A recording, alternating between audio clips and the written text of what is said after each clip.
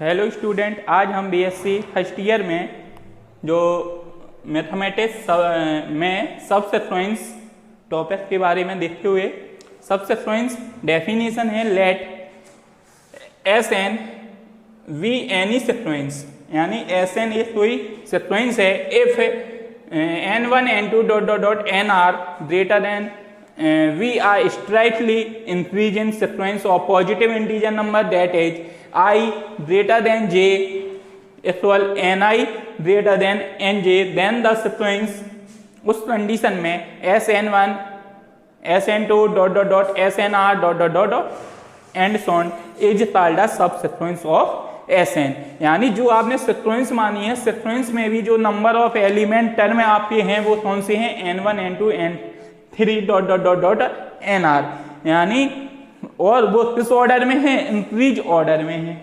किस ऑर्डर में है, increase in sequence of positive integer के रूप में टर्म है that is I greater than J. I यदि ग्रेटर देन जे से बड़ा है तो जो नंबर ऑफ टर्म है N I greater than N J, the sequence क्या हो जाएगी, S N one S N two dot dot dot S N three sequence is called a subsequence. यानी इस कंडीशन में क्या बोला जाएगा, सब सीक्वेंस बोला जाएगा।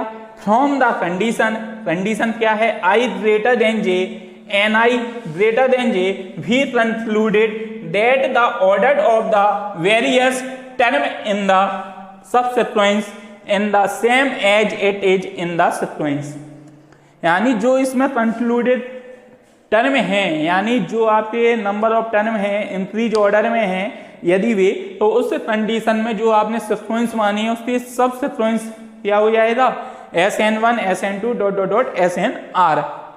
जैसे हमने एग्जाम्पल माना लेट एस एन बराबर दिया है sequence 1, 0, 1, 0, 1, 0 and so on, that is S one बराबर 1 है, एस टू बराबर 0 है, एस थ्री बराबर 1 है, एस फोर बराबर क्या है 0 डॉट डॉट डॉट टेन।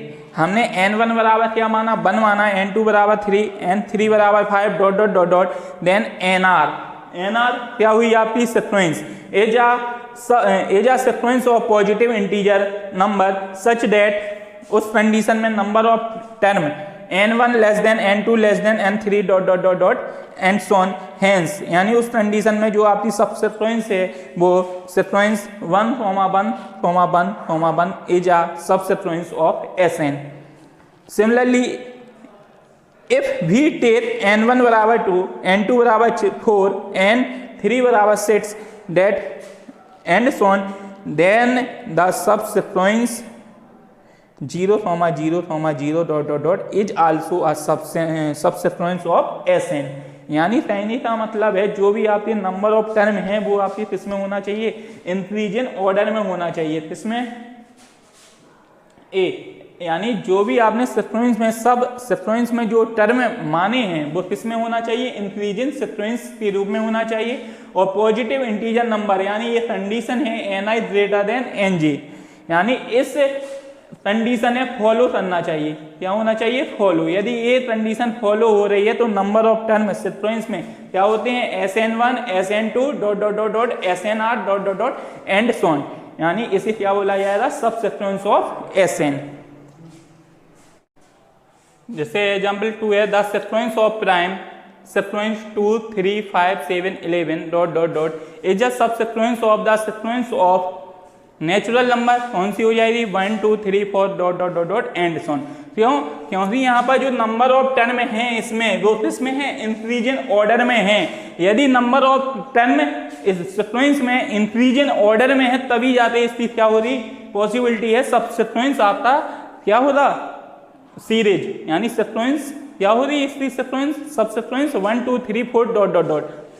यदि द सीक्वेंस 7 की पावर क्यू, 3 की पावर स्क्वायर, 5 की पावर 2, 11 की पावर 2 डॉट 90 की square dot dot dot is not a subsequence of the sequence 1 square, 2 square, 3 square, 4 square. क्यों, क्योंकि यहाँ पर जो नंबर ऑफ टर्म हैं, यानी जो इसमें n वाले टर्म हैं जो अभी हमने कंडीशन बताई थी N I greater than N G, यानी इस ऑर्डर में फॉलो नहीं हो रहे हैं। हेयर n1 बराबर 7 है, n2 बराबर 3 है, n3 बराबर 15 है, n4 बराबर 11 है, n5 बराबर क्या है 90। But sequence 7 3 15 11 90 is not a strictly increasing sequence of positive integer term। यानी किसी भी सीक्वेंस में पॉसिबिलिटी जब है उसकी सब सीक्वेंस जब वो नंबर ऑफ टर्म में यानी सीक्वेंस में एलिमेंट इसमें हो इंक्रीजिंग ऑर्डर में हो यानी बढ़ते हुए क्रम में हो, जैसे 1 2 3 4 5 6 7 8 9। यदि हम आपसे बोले 5 4 3 2 4 9 8 9 7 6 3 12 तो ये पॉसिबिलिटी नहीं है, क्योंकि इसमें नंबर ऑफ टर्म है कैसे हैं इंक्रीज ऑर्डर में नहीं है।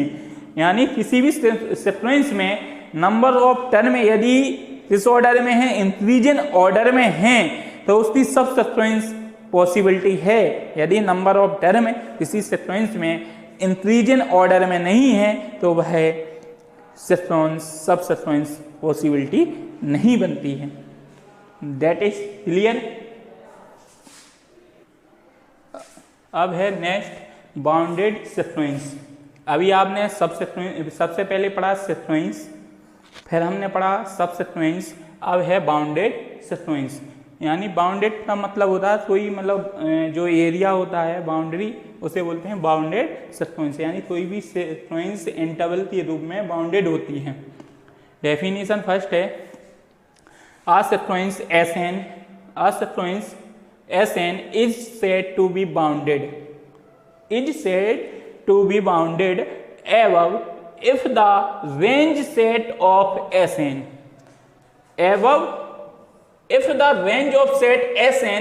is bounded above, that is if there exists a real number of R1 such that Sn less than equal R1 for all n belongs to n।